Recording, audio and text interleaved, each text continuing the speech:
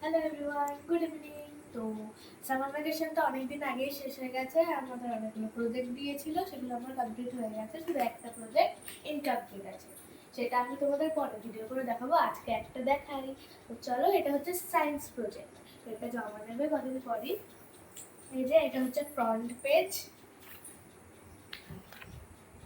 আর এই যে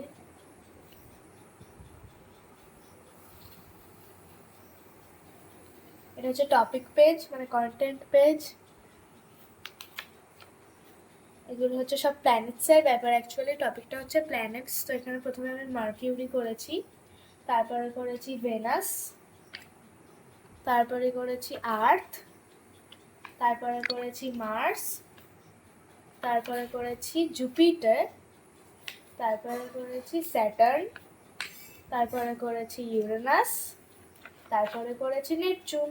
তো এবার আমার প্রজেক্ট শেষ হয়ে গেছে। তো কেমন হয়েছে এটা অবশ্যই জানিও।